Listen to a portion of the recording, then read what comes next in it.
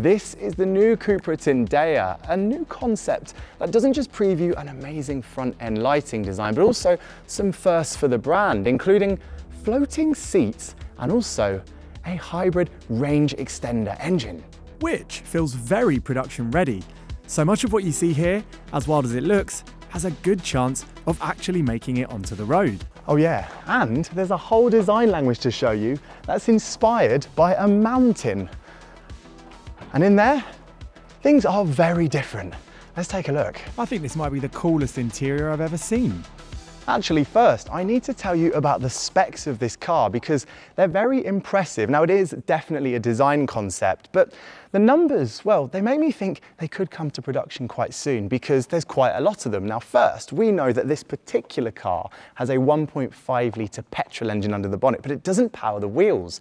Instead, we've got an electric motor under the front, or in the front, an electric motor at the rear, and I think the rear one might be a little bit bigger, which means it should be quite playful. But the figure we have is a 0 to 62 mile an hour time of 4.1 seconds, making this the quickest Cupra ever. Of course, it's not a production car yet, but if it was, it's bloody fast. Also, because we have the combined petrol and electric setup, it means we've got our range extension.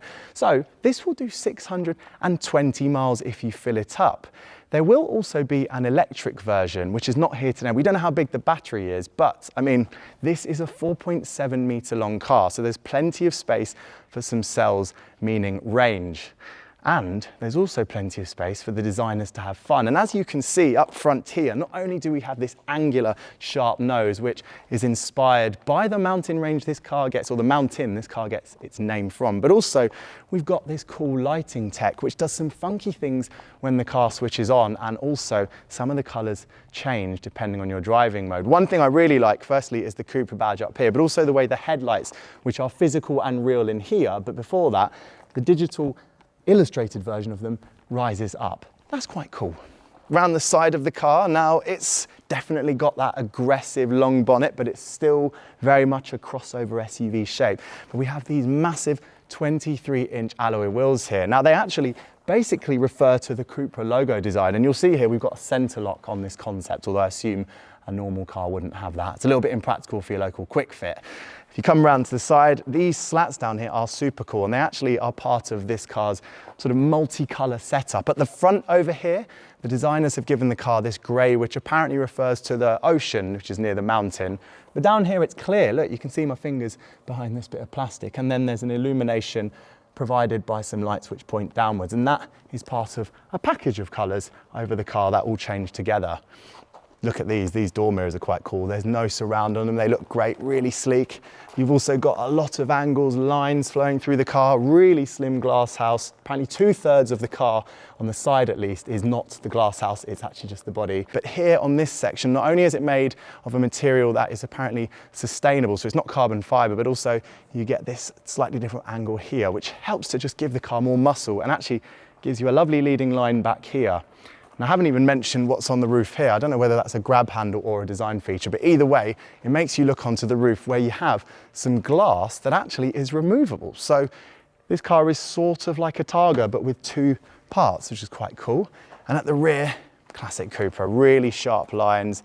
The lights are actually coming out of the bodywork here. And again, we've got more light display, which is really cool, does lots of things when you start up and you lock the car. And I like the way the badge is fully illuminated rather than just an outline. I think that's quite cool actually, doesn't it? And also you'll see a different mix of materials again. It's just sharp and angular. There's a diffuser down there. And because this is an all-wheel drive car, it's gonna be quick.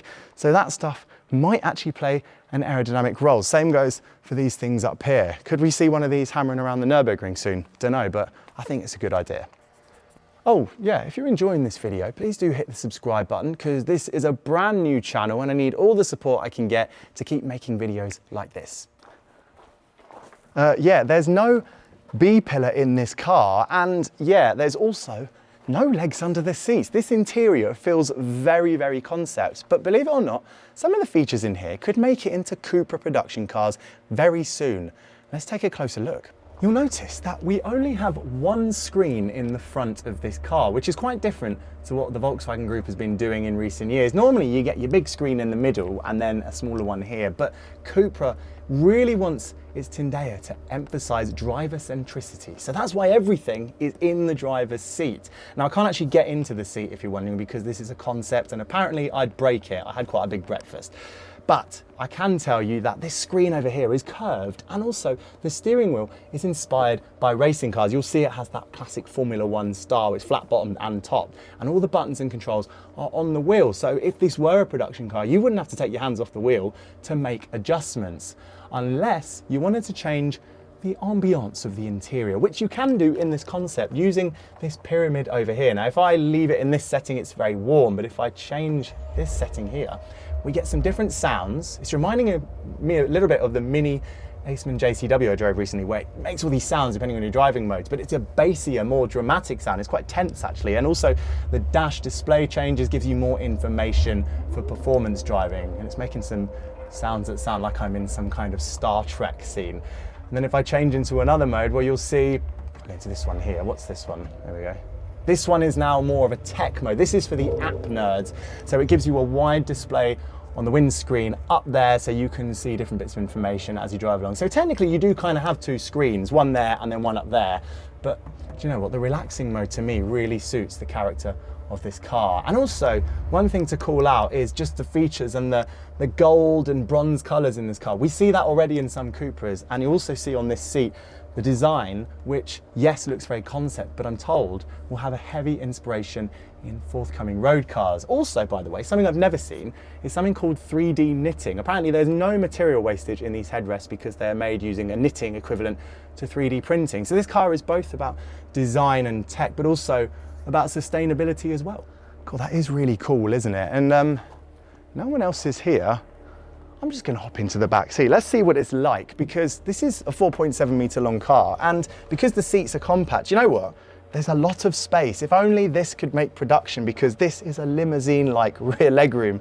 And the headroom as well, even with these glass inserts still in place, is great. I mean, it feels like I've just climbed aboard some kind of spaceship from 1,000 years from now. But in terms of practicality, this is a comfortable, nice place to sit. I hope something like this makes production. So that's a brief but very interesting overview of Cupra's new Tindaya. I mean, it's a concept car, obviously, but one with several features that could genuinely make production. That hybrid setup feels very real world, and the electric, well, of course we know brands are all going electric quickly, but this one, it might be able to make a mark with this striking design if it does make production. And if it's going up against cars like the BMW X3 or iX3, if it looks like this, I think it might lure some British buyers away from their beloved German alternatives. What do you think though? Well, if you're not decided and you still need a bit of inspiration with your performance crossovers, I've driven two of the most popular right now, and they're in this video over here.